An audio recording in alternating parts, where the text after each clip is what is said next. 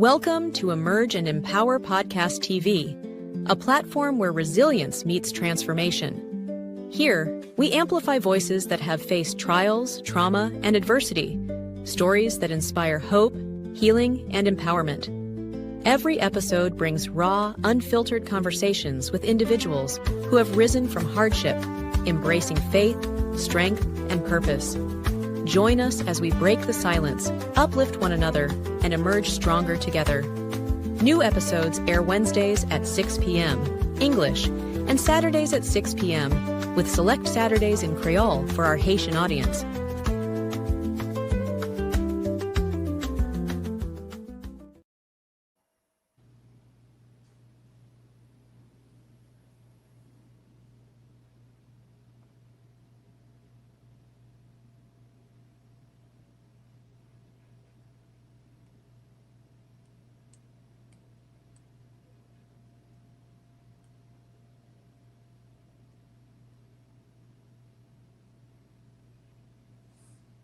Hello and welcome everyone once again to Emerge and Empower with your host, Dr. Lynn J. It's been a moment since we've had a live audience, but I am happy to come back to you. As you know, life has been lifing, but I have played many of the very popular demand episodes that we had, and there's been a lot of positive feedback. I also want to thank you. I don't know if you noticed, I put it on Facebook for 20,000 views. Woohoo! And that is thanks to you. Yes, you. I could not have done it without you. And I ask you to continue sharing the episodes with your friends, your family. Come back to it. If you missed something, put it on your replay. Subscribe. Remember to subscribe so every time something is posted, you would be well aware of what is going on with Emerge and Empower.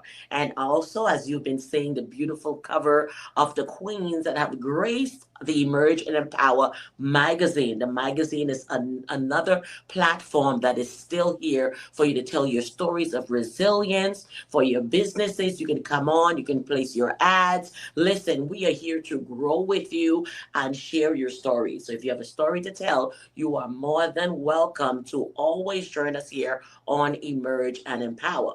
So on today, I have a very special guest that is on the set with us, and I would like to welcome her in. It is none other than Ada. Ada Lloyd is a beautiful soul, all right, a beautiful soul whom the Lord has created to grace the planet Earth. Amen. Even though there are a lot of things that happened in her childhood that were meant to not have her grow or become the woman that she is.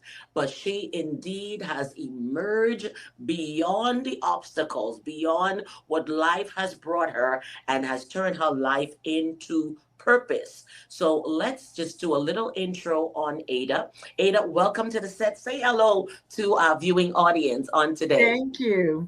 It is such a delight to be here. And congratulations on those 20,000 views. Yay! That's absolutely awesome. Totally awesome. If you ask me how I did, I'm like, I don't know. I'm just trying to do content that has purpose. And as you know, when you have anything that is positive, you don't really get a lot of those likes and views. But if I was scandalous and getting into people's business, I would have probably got 1 million views in less than a week. But it's okay. We're going to keep presenting the positivity. So let's talk a little bit about Ada as she's going to come on and start with her journey as her emergence.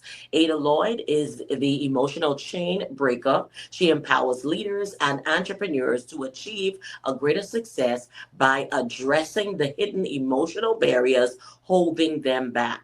She specializes in healing in deep-rooted pain of childhood trauma. Ada's transformative approach helps clients break free from the imposter syndrome, self-doubt, and a variety of self-defeating behaviors, unlocking emotional freedom that fuels both personal and professional growth. So with a mission to create lasting change, Ada inspires audiences to confront their past, reclaim their stories, and step into their full potential. By embracing emotional freedom, her clients not only find greater but also drive stronger results in their business and their lives. Listen, if you do not heal, it reflects in your business, it reflects in your family, it reflects in everything that you do.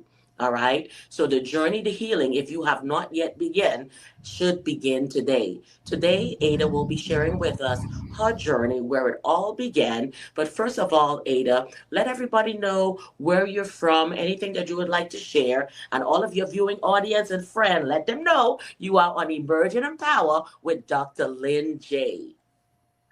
So it's just such a delight to be here. And today I live in the Sacramento, California area. I grew up in New York City, so I guess I'm a bi-coastal person. And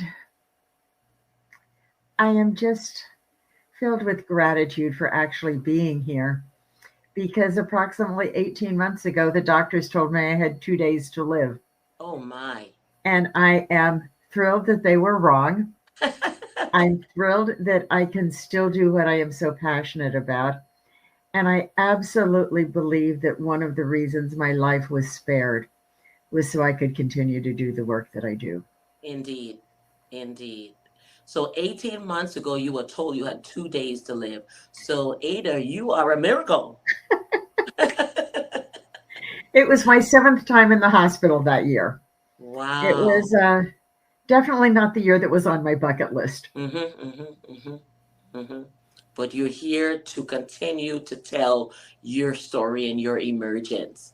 So, Ada, take us back into your childhood, into where it all began. You can give us a detail, if you'd like, about your life growing up before you get to that point, because we all have that happy moment. We all have that moment where, the little girl was daydreaming and hoping for, everything nice and pretty before this event happened.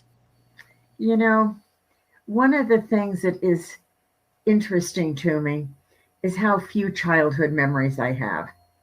And I didn't realize how uncommon that was until I heard my 2 younger daughters talking when they were probably 5 and 7 about things that had happened when they were younger. And I walked in as they were having that conversation, and I said, "Do you really remember all of that?" And they said, "Yeah." And they started talking about other things. And I was blown away, because I probably don't have 5 childhood memories that I can actually remember. Wow. And one of the things that happens when we're abused is sometimes our subconscious does what it feels like we need to protect us. Right. So I grew up being sexually abused by my father. Wow. And my first memory really was when I was 12. But I have enough fragments of unexplained circumstances to know that that was not the first time that it happened. Wow. And one of the things that I understand is we don't need to do an archaeological dig about everything that we've ever experienced. Right. So, for example, in my instance, having very clear memories of being sexually abused, I don't need to go back and figure out when the first time was and how often it happened and exactly what happened. Right. I know what happened at that point and for the next few years in my life. And that tells me that's what I need to deal with. Right. And so in those days, this is back in the dark ages, if you will, long, long ago. And it was long before incest or the sexual abuse of children was on the public radar. And so you feel like you're the only one experiencing this, and it's ugly and it's wrong and it's dirty and it feels uncomfortable and it's painful. But you don't know about anybody else experiencing it, so you figure you're the only one and there must be something wrong with you. Right. And I looked for ways to deal with it. I dropped questions, breadcrumb questions to my mother, who didn't pick up on them. I tried to convince an aunt and uncle that I should move in with them, but I couldn't tell them why. And so they told me no. And so I ultimately figured, okay, well, take one more shot at it and tell your mother exactly what has been going on, and hope that she puts her arms around you and tells you it's all going to be okay, and that she's so sorry and she's going to kick your father out and all of that. And what I got told was, your father really didn't do anything. He just wanted to be close to you. And I very graphically told her what he had been doing, but for her own reasons, she couldn't hear it. And so at that point, I knew that I had to deal with it. And my way of dealing with it was, I was ahead in school already. I figured out how to graduate even earlier. And I got myself on a college campus 2,500 miles from home, 1 month after my 16th birthday. Wow. Now, 16th?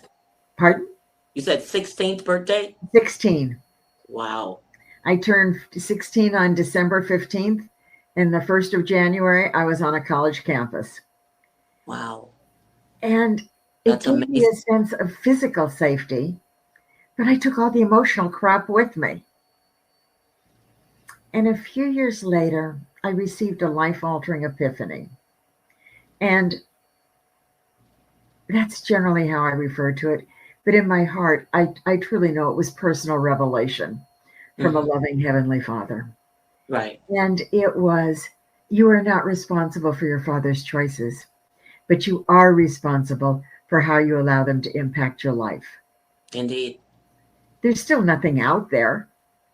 And so I did the only thing I could find, and that was, I jumped into the self-help arena. And, I would look at a principle and I would try it out. And if it seemed helpful, I would put it in my basket and keep it. And if it didn't, I would toss it and look for another principle. So several years down the road, I've got a basket full of principles that aren't connected with one another. Wow. And I'm thinking, well, you really ought to try to connect these and, figure things out. And about that time, and it's still not on the public radar, the leader of my local church congregation called me on a Monday night and said, will you speak in church on Sunday? And I said, sure. And I'm thinking faith, hope, charity. Right. And then he says, you have more stress in your life than most people do. Now, at this point, I'm divorced. My oldest daughter is making horrible life choices, and I'm trying to get my business off the ground. And he said, you seem to deal with the stress better than most people do. I want you to talk about how you deal with it from a gospel perspective. In that moment, my heart sunk, because I knew I was going to need to make reference to the abuse. So I went and found my 2 younger daughters and said, Frank just called and asked me to speak in church on Sunday. And his teenagers are so good at doing, they rolled their eyes at me and said, so what else is new? And they knew about the abuse, but obviously no details. Right. And I said, I feel like I'm going to need to make reference to the abuse I experienced growing up. And to their credit, they said, we're good with that, Mom.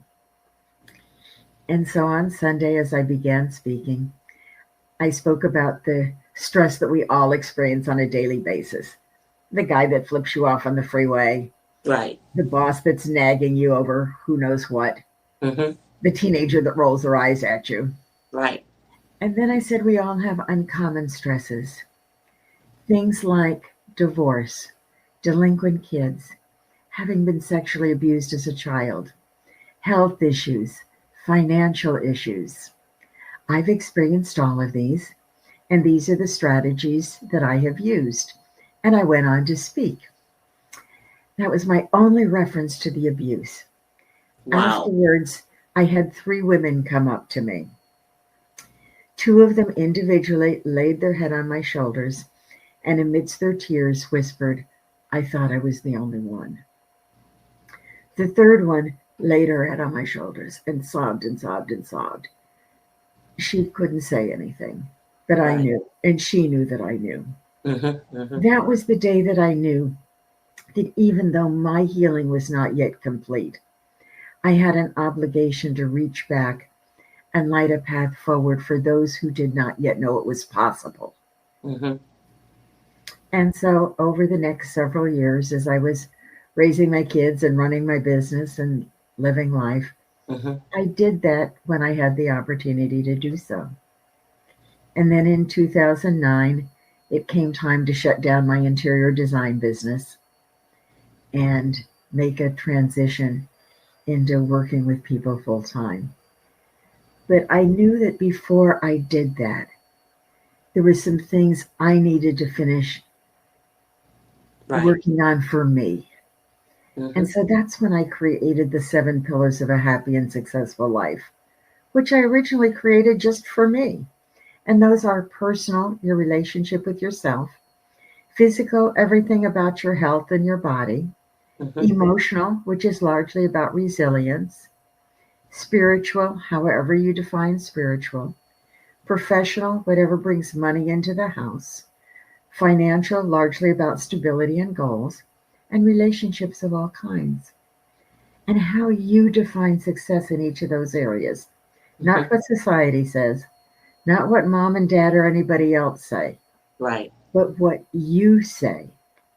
And then using that to create your unique definition of success that can be a mindful filter to know when to say yes and when to say no, and to create a roadmap to go forward. Mm-hmm. And that's how I began. But it was gradually working with things would come up. I started doing business coaching, procrastination, various things like that for small business people. But gradually, things like about childhood would keep popping up when people got stuck. Right. And gradually, I would share more of my story, and we would delve into their stories and all of that. And then in 2022, I did something really stupid. I tripped over my own 2 feet Wow. and wound up in the hospital. Now, the good news is I didn't break anything. Good. And so I came home just a couple of days later, and I had a very clear spiritual prompting to tear apart everything I had built over the years and to start over and to take parts from various programs that I had done Mm-hmm. and put them together into a single program. And I clearly felt the hand of God in the process of doing it. It was definitely not something I did by myself. Mm-hmm. In fact, it's very much like he was the author and I was the scribe. And together we created Achieving Emotional Freedom Now. So let's put a pin there for a moment, because we have a lot of our viewers, because this is a trauma platform, and majority, let's say 90% of the audience are dealing with that childhood trauma. Now, each of us had to, at some point, tell the parent what was happening. Some people did it when they were much older and out of the house. Like you, I myself, it was done while I was a child, under 10 years old, when this brought about by someone in the neighborhood that I felt comfortable enough to share it with. All right. So your mom brushed it out. He did what he had to do. And I can say for you now, you're trying to find a place that you are good at something. So you're excelling and achieving in certain areas, but yet you are still broken on the inside. Okay. So even though you move forward, you have high accolades, and probably everyone's looking at you and say, oh, she thinks she's Miss Goody Two Shoes and she's got it all together, not knowing what you came away from, what you ran away from, because that was your escape. That was your escape to leave, to get out of the house as soon as possible. And college was that at 16. That's very young. And that's very commendable that you did. Because what tends to happen is we overachieve in certain areas to take away from a lot of hurts and pains that we have in our lives. Sometimes when people see someone who's an overachiever, they're seeing this person that's always successful, but behind the mask is a lot of pain and a lot that has not yet been addressed. So it stemmed from now you in college, then you got married. Now we're gonna go from you in college. While you're now in college, you're 16. Was this college still local or was it out? Okay. So how was that 2,500 miles away. experience? Okay. So what was that experience for you now? I mean, for you, that's freedom. You no longer have to deal with your father in the house, but now you have responsibilities now. So can you take us through this moment in your life? So I was really very good, like so many of us are. I developed a masterful facade of competence and capability. And people thought that's who I really was. Mm-hmm. Mm-hmm. Nobody got past that.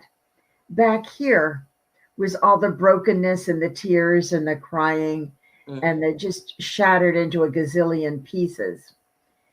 And so often that's what we do. Mm-hmm. And that's how we protect ourselves, is we create that facade. And for years, I had that out there, and it was rock solid. But gradually, it started to develop cracks. Mm-hmm. And I was spending a lot of time and energy trying to plaster the cracks. Mm-hmm. And then I got to the point where I decided, and this was really after the majority of my healing had happened, Mm-hmm. that the energy to maintain that facade wasn't worth it. Mm. And that I was simply going to drop it. And that if somebody judged me, which one of my big fears over the years was fear of judgment, Mm-hmm. that I Yeah. would be viewed as damaged.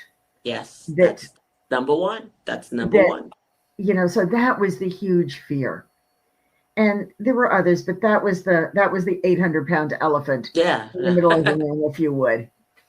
And so I made the decision that if somebody was going to judge me, that was their problem. I was simply going to own who I was Mm-hmm. and what I had experienced and who I was in the process of becoming. And if you have a problem with that, that's your problem. And that was really the beginning, if you will, of emotional freedom for me. Right. So would you say we can look, as even though you're talking, I'm still seeing the imposter syndrome because we put on a facade that is all good and it's strong, you're smiley. We overdo things. You're helping to extent, you're overdoing everything but focusing on, like they say, the elephant in the room, which is hard to bypass, but we keep doing it. No, no, no, no. Or eventually put it in our subconscious and leave it there. What happened, as you said, is these cracks. See, what happened when there's pressure, we've seen it. I've seen it sometimes in movies where there's a pressure and there's a wall, and eventually the water just breaks through because the crack. So if we don't deal with the cracks, whether the roof is leaking, whatever is going on in our life, then eventually what is out is going to come in. What is hidden will come out. So I like how you are now made to address. Now you talked about being married. Now while you were married, and to the point, I don't know if this had anything to do with the divorce because you were still healing and trying to find yourself. Now, did you tell him about your past childhood? Was he aware of where you was and the hurt and the pain that you were going through? Was he supportive, or was that a more continuation or things added to the pain?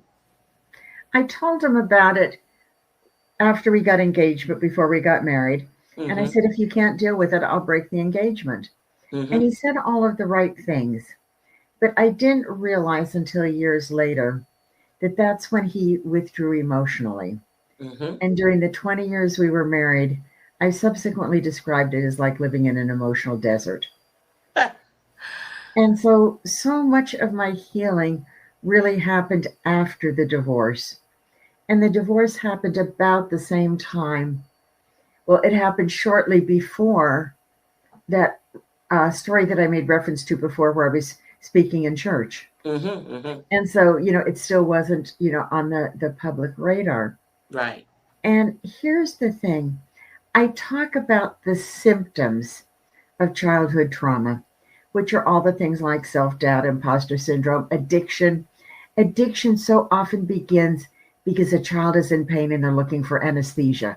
Yes. So if dad's got a booze cabinet, if mom's got prescription pills, there's Right. always the refrigerator.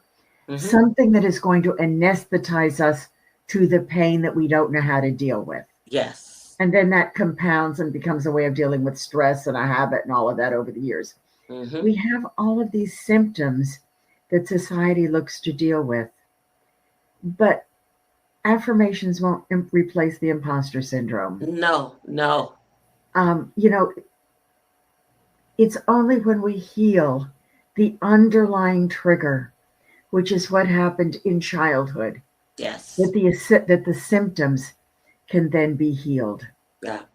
And the legacy that is always there Yeah. is that voice in the back of your head that tells you you're not good enough, You're not good enough. that you're inadequate in this way or that way or something Mm-hmm. else. Inferior.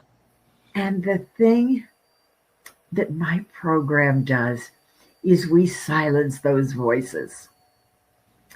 We first work with stories to separate out your story from your abusers and enablers' stories, Mm-hmm. so you can own your story, because they're masters at commingling their story with yours and making you responsible for their choices.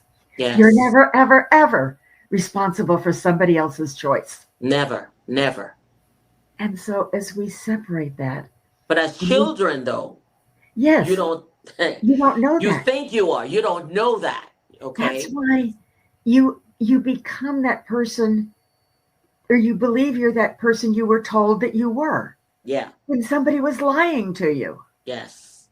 And so we have to separate out the lies so that we can throw them in the nearest dumpster. Mm-hmm. Mm-hmm. We can quiet those voices. And then for the first time, you can realize and decide who you are. Right. Not who somebody else told you you were, but who you are, Who what you matters truly to you, and who you want to become, and empower you to do that. Indeed. It's And an that awesome comes in journey. with your likes, the colors. Because when you go through such emotional trauma and haven't dealt with it, you don't even have favorite colors. You don't have, there doesn't seem to be any favorite. You don't want to be too bright. You don't want to be too obvious. You don't want to draw attention to yourself. All of these are there. But once healing truly comes into place, you want to wear vibrant colors. It's no longer gloom. You want to be happy. You want to be I like to say this, the brightest crayon in the box. You understand? I love that. But until then, you're the darkest crayon in the box. You Well, don't and you want live, to shine. you live on autopilot. That's it. That's it. It's like you're trying to be anesthetized to life. Yes. And I don't want to see anyone in the darkness of pain when I know that the joy of light is possible. It's true. It's true. And We can talk about desensitization, because people also do that. They become numb, no feeling, nonchalant. And this even is the person's behavior even towards their children. And they feel like mom doesn't love me. This is that. There is no any empathy because the person has been in so much pain. Some people, tend to lash out without, actually speaking, going to the details. Marriages, they've Mhm. gone from one relation to the other. And what people don't understand, it's not people that's the problem. It's you not addressing, the problem, not addressing your past, confronting it, talk, put it right in front of you, that childhood, maybe you were 8, maybe you were 6, maybe you were 10, whatever age you was, and bring that forward in order to speak to your younger self. You understand? To see the place of healing. Like for me, in my case, I was 27, 27, and my daughter was 7.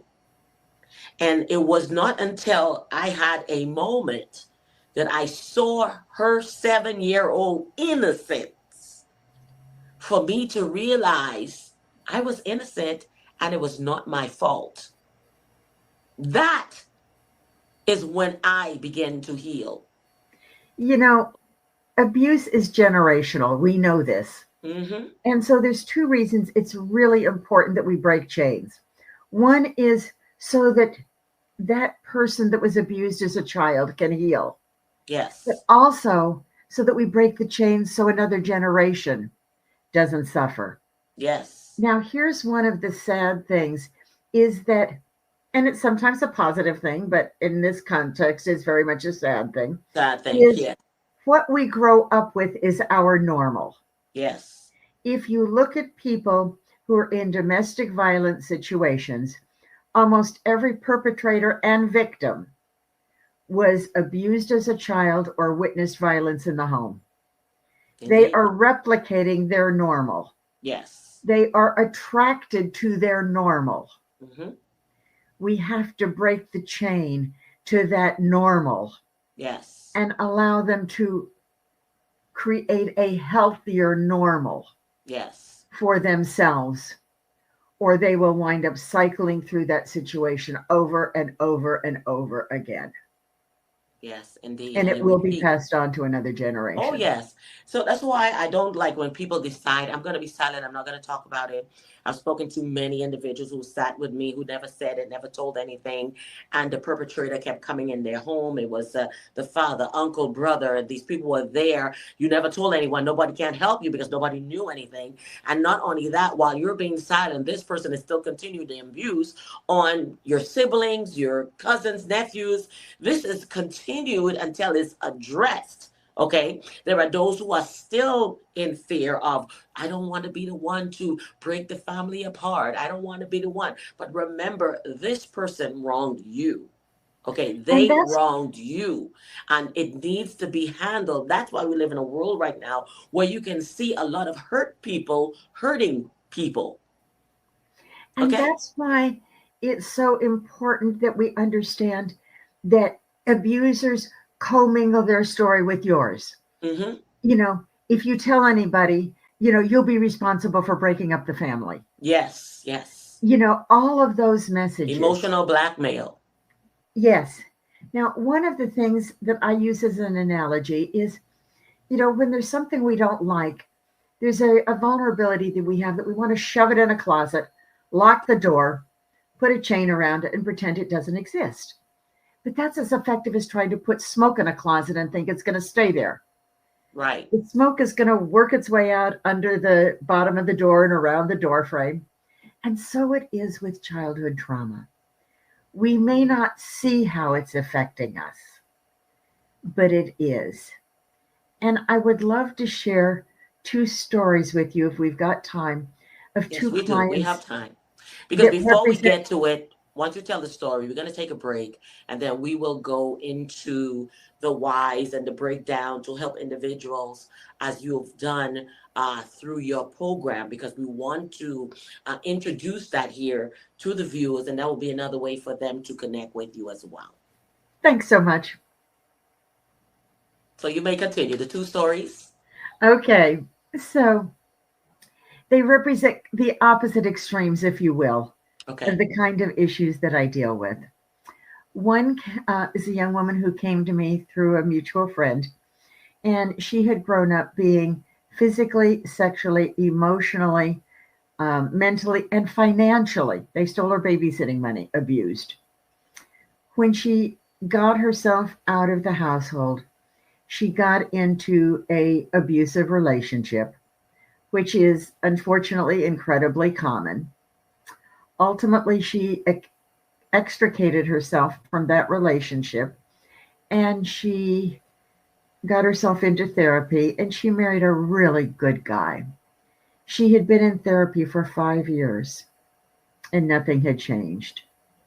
So she questioned why what I did was different, why it would work when 5 years of therapy hadn't worked. Mm-hmm. And her husband was even more reticent because he didn't want to see her disappointed again. And he didn't want to spend more money on something else that wasn't going to work. But she decided she wanted to try the program. And so it's a 12-week program.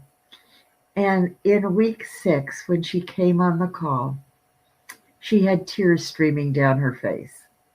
And she said, "You know that I was in therapy for 5 years and nothing changed. In 6 5 weeks, years. in 6 weeks, you have changed my life."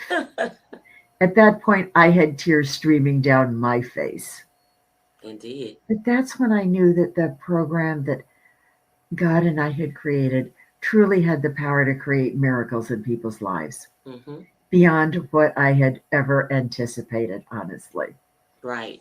And on the other extreme, a woman who had a happy childhood and, wasn't concerned about anything there, but she had come to me because she had been in a cult for several years as an adult and was dealing with some ramifications from that. Mm-hmm. And so that's what we were focused on. She was in her early 60s. She had been an accountant her entire adult life, including the accountant for the cult. Right. And at this point, she had her own bookkeeping practice. And I knew that she was a CPA because of something that she had said, but she didn't identify as a CPA. And that didn't make any sense to me because I know what's involved in earning that designation. I've been surrounded by CPAs my whole life. And so one day, as we're talking about something she was concerned about, in passing, without it ever hitting her radar, she said, "In 3rd grade, my teacher told me I would never be a success in life because I wasn't any good at math." And she keeps talking. Well, I've got bells going off in the back of my head going ding, ding, ding, ding, ding, ding. And after we finished talking about what she was focused on, I circled back and I said, "Tell me more about what happened in 3rd grade. And she said, "No, there's really not anything else to tell." I said, "Does that have anything to do with the fact that you don't identify as a CPA?" Yes. Boom, a light bulb went off.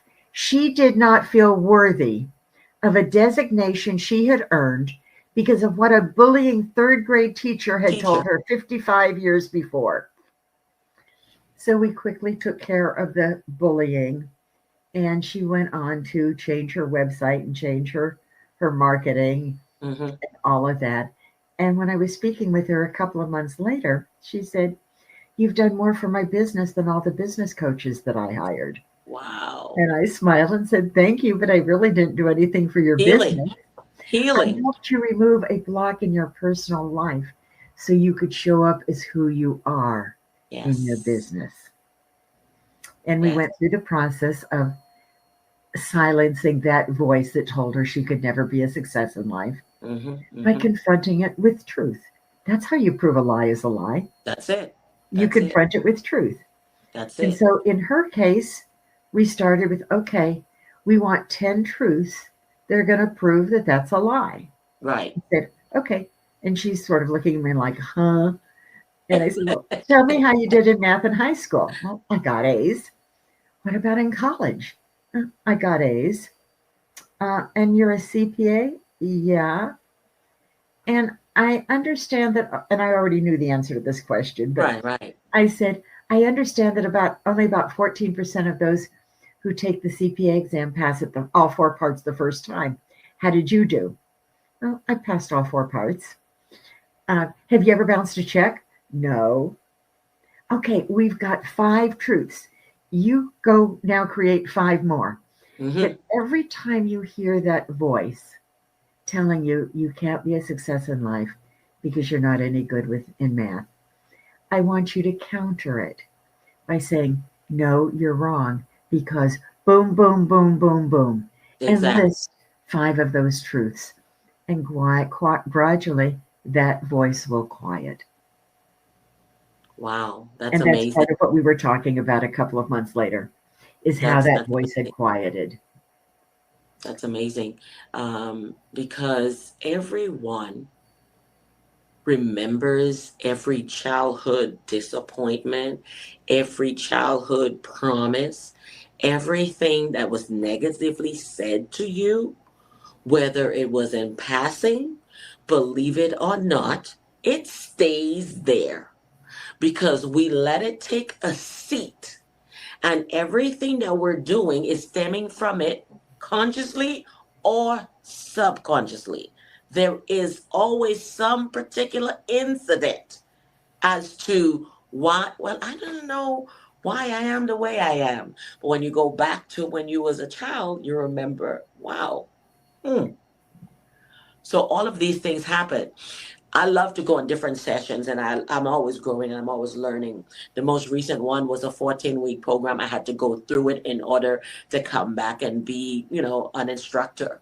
So as I'm in here, I thought I had it all together. I mean, I forgive everybody. I'm beyond that. But here's what came to me. I always remember staying up late at night, can't sleep during the night. Never connected it to my childhood trauma until I sat in the classroom that particular moment. And of course, everyone in class will tell you, we love when Linda's here because I find humor in a lot of these things and I'm trying to pull other people out of what they were holding on to. And so I go, guess what? I just realized this not sleeping at night. It didn't just happen. It happened in the moment of it was in the night that this trauma happened. It was defense against it happening again. And I stayed up my whole life. It was normal. It was normal for me not to take naps. Maybe I'm the only kid that doesn't take nap, but I refuse to take a nap. I never connected it to my trauma. Now, mind you, I'm healed. I'm in all these places, but I had issues that still needed to be worked on. Okay. And that was one of them that I never credited to this. And that's when I realized, oh my goodness, that was it. This is why when somebody goes through my program, we look at, all of the various kinds of abuse that they experienced and their abusers and enablers, and we choose one, the one that has the greatest impact on their life today. And the idea is that once they work through that and they are able to break the chains to that, they have a tool belt that will allow them to deal with anything else, past, present, or future. Yes. Because we're all going to hear things where somebody is bullying us about this or that or whatever. And here's the thing. We talk about forgiveness, but forgiveness is never about condoning what somebody else did. No. Forgiveness is about lifting the burden of hurt and anger off of your shoulders. Yes. So you do not allow their choices to continue to abuse you. Yes. Because when you hold on to it, what you are effectively doing is becoming complicit in your abuse. Yes. Yes, indeed. Indeed. And basically, you don't have a handle on it, so that you don't even have the remote. That person has the remote to push these buttons, so we need to pull and get that remote back and control. Here's what I want to watch. Here's what I don't want to watch. I don't want to go to the commercials, pay for the full subscription, so you don't have the commercials, so you have control. I don't know about you, but if I'm watching something YouTube, that's why I have a paid YouTube channel. And I was at my daughter's house last week and I'm watching this thing and a commercial came on. I said, commercial? I haven't had commercials on ever. I can't remember. Then I realized I have a paid subscription. I paid for what I want.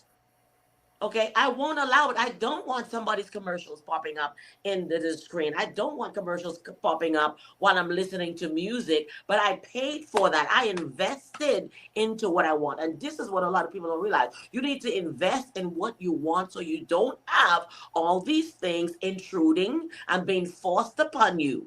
That's one of the reasons why I stopped watching regular TV long, long time ago. It's been over 13 years where I've sat in front of TV because I don't like commercials. You get to the good, bad commercial. No, I'll go to YouTube. So. So here's the thing that you just brought up that is huge. The vast majority of us who were abused as children grew up to become control freaks. Mm-hmm. I'm exhibit 1. Yeah. Because we didn't have control exactly over our life and what we experienced as children. Mm-hmm. We are compulsive about being in control of our lives in adulthood.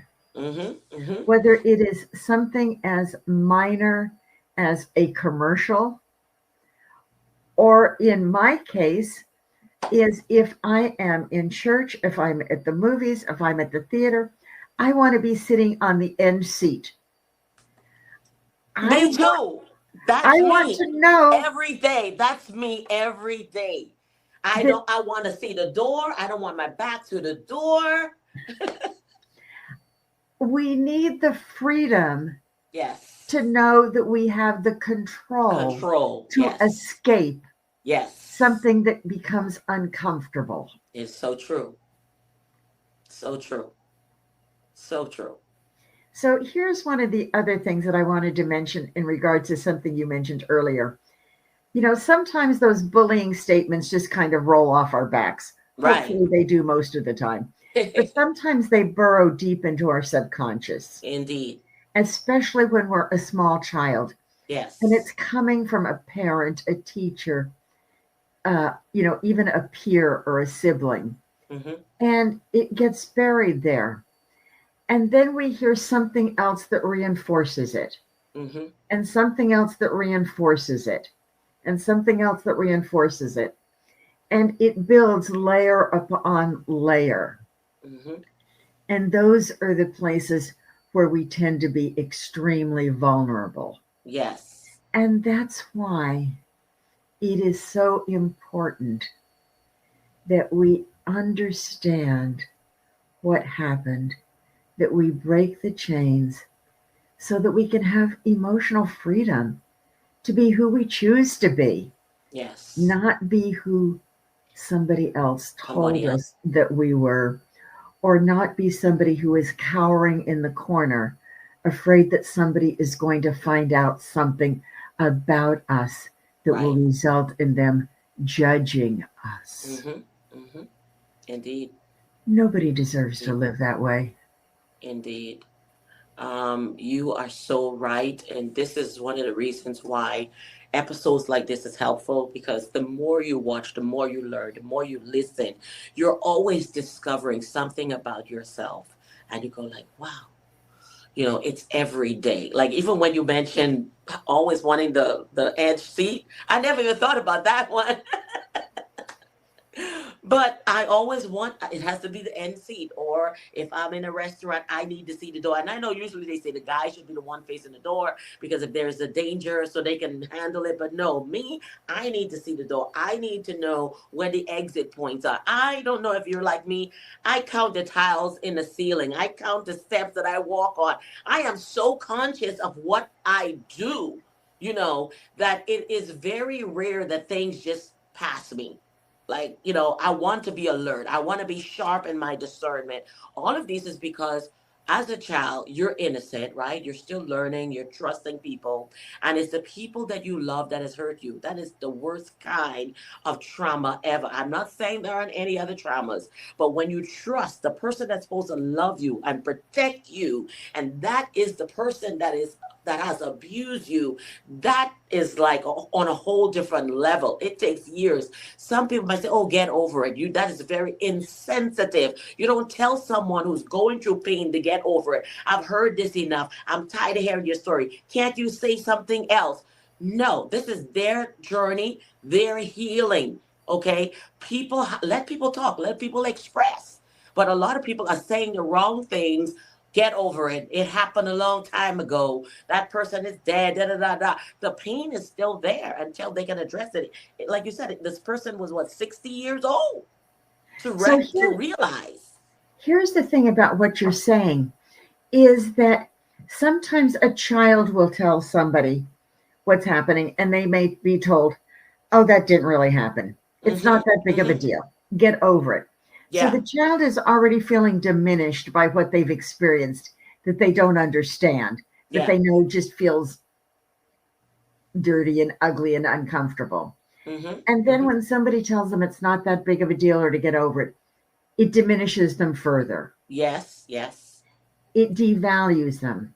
So in another instance, I've got a friend who refuses my help because I'm a friend, That and happens too. That I want to happens too. smack her because I know I could help her, Exactly.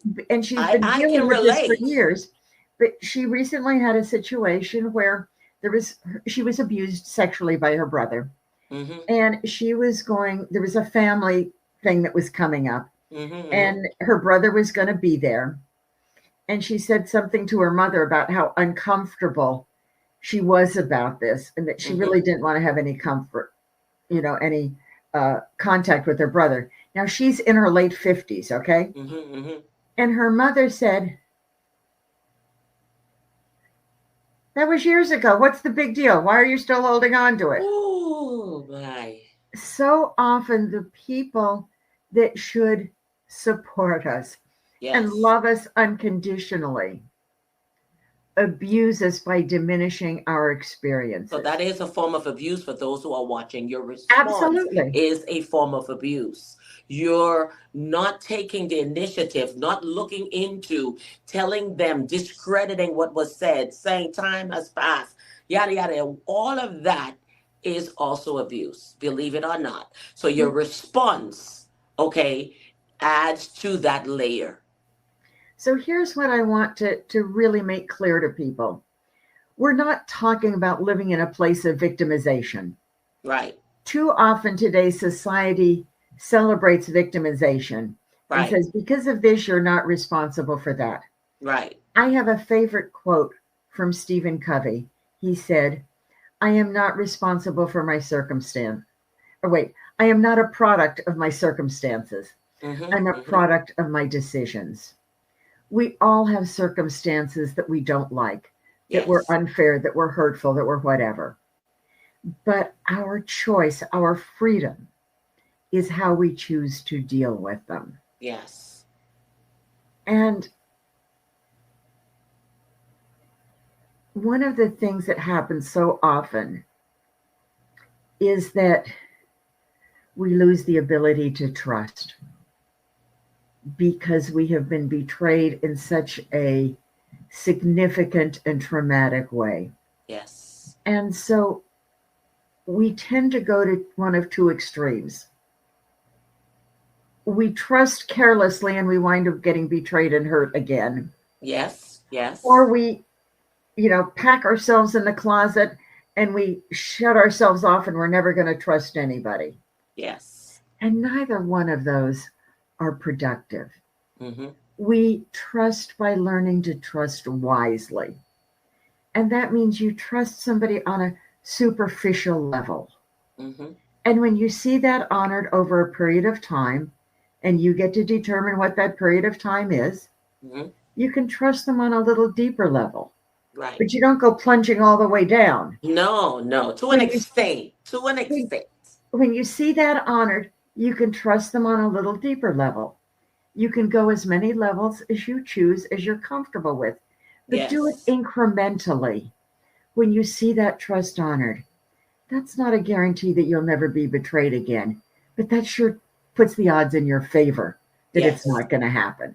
Yes.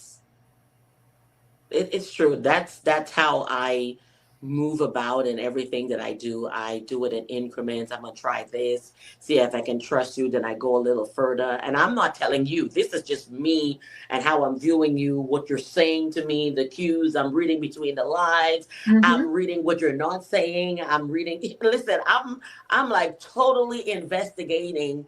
And that's how I can tell. And there's something about me. If someone is being true, I welcome. It's like we've been friends forever. But those who pretend to be something they're not, my spirit never takes to. My spirit never takes to. I'm like, there's something more. This is not who this person is, because why? I'm testing and I'm trusting. So when something happens, I'm not surprised. When people are like, how come you do that? I say, I'm not surprised. I'm not surprised. I did tell you, I did that, because we have to, and praying and asking God for discernment is maybe one of why I have one of my biggest thing for discernment, to be sharp in what I see, what I hear, and all of that is because of what happened as a child. Those barriers weren't there as a child and they were open. Okay. And so now I realize I'm going to put these walls and these defense, I'm putting all these things up in my life because they're safeguarding me. I want to protect my peace. All right. As much as I can. All right. I love people. Believe it or not, I love people. I love to be around people. I'm a people person. All right.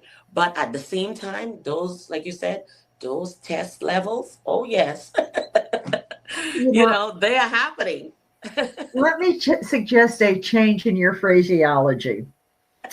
I don't think those are walls. I think they're filters. Filters. Because Phraseology. I like that. walls are solid. Yes, Filters yes. are a form of discerning, Right. of, Well, of I have the seeing walls and the through filters. something. There's certain places you just can't. Yeah. It's life is a wonderful adventure. It doesn't mean that we are going to not have pain, Oh, but part of the adventure is learning how to turn pain into growth, yes. into joy, Yes. into serving others. Yes. And that's, I got a message um, from a man this morning that I worked with, and he talked about how I had changed his life because he came to understand so many things that he had done over the years that he didn't know why he had done. Mm-hmm, And he mm-hmm. now understood what he had done.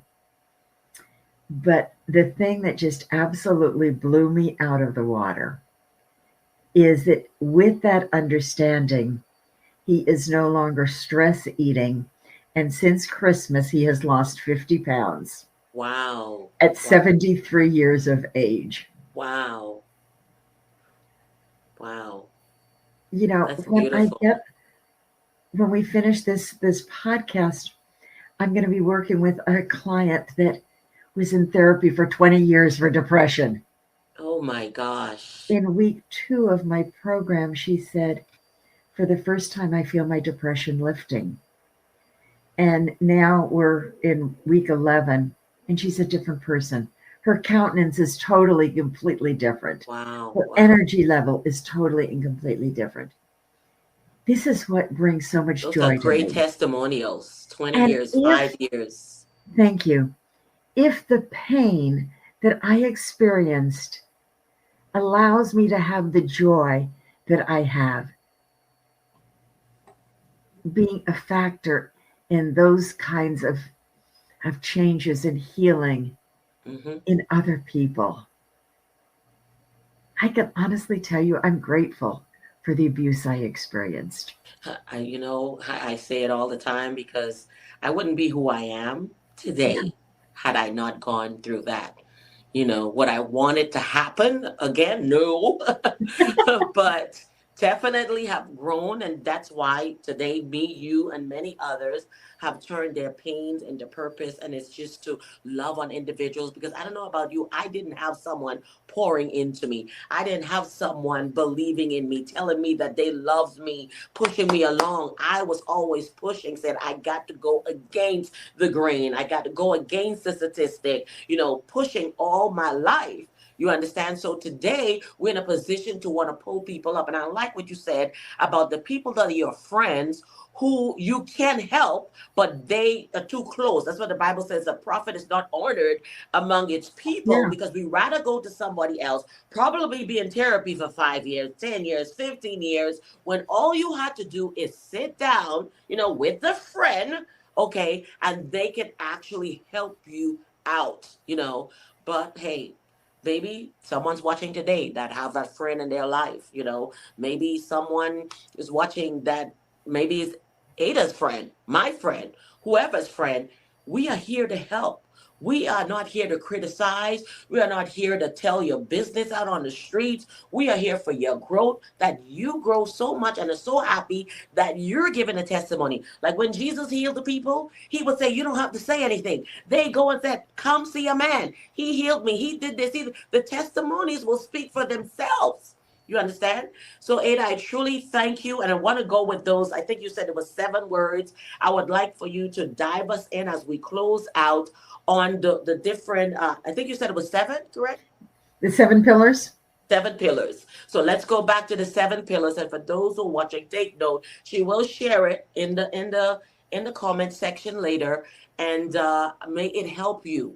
But listen, affirmations can't bring you healing. I don't know how many affirmation books I had. I was always speaking positively in my life. That was a way to encourage my spirit, but it didn't heal me. Yeah. All right. So please don't just jot these down and say you're going to quote them and you're going to get an epiphany. It doesn't work that way.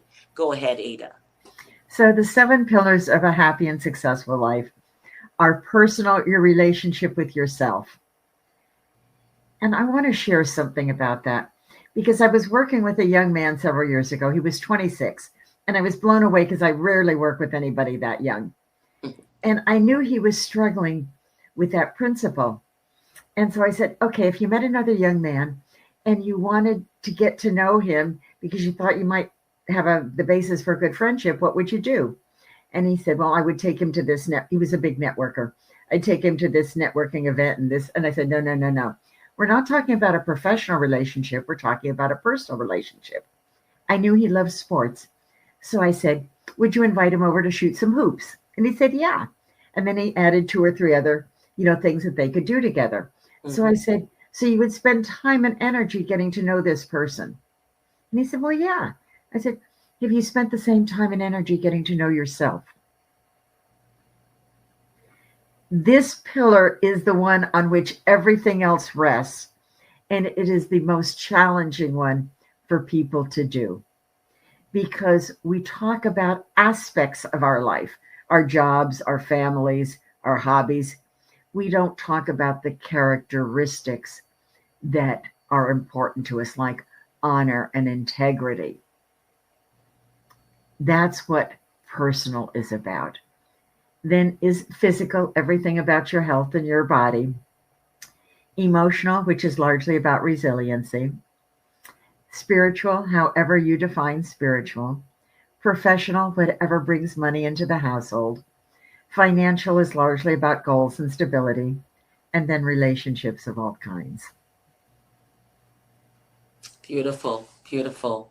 So as we close, Ada, any last remarks to our viewing audience? Because you've seen the experience that individuals have gone through. Those who have gone through years of therapy. Those who have not even started their journey. What would your message be to the individual, and even to a parent who might have regrets on how they reacted to the child when they brought this about, or even someone who's an adult now who might have said, like you said, you're grown, you get over it? What would you like to say to our viewers? You are never responsible for somebody else's choices. You are responsible for how you allow them to impact your life. I would love to be the person who helps you do that. But more than that, I want you to find the right person that helps you. And if you're working with somebody and you're just talking round and around about facts, they're not the right person, because it's feelings that drive behavior, and it's feelings that need to have chains broken and healing happen. Your feelings deserve to be honored. Don't let anybody tell you otherwise. Amen. Thank you so much, Ada.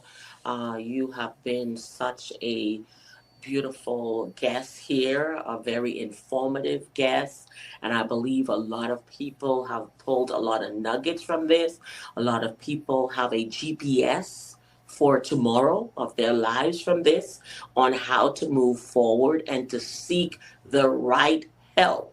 Because notice, you heard what she said. There are those who are on 5 years, 20 years, and just in a matter of weeks, they came away from so much, because some people really, they really are only about their money and how long they could string you along anyway. So a lot of people don't take this to heart, all right? But healing is beautiful. Healing is peace. Healing is beauty. Healing is colors. Amen. You want to live in color instead of being colorblind. Do you know that when you're not healed, you're even colorblind and you're confused? You can even become deaf, okay?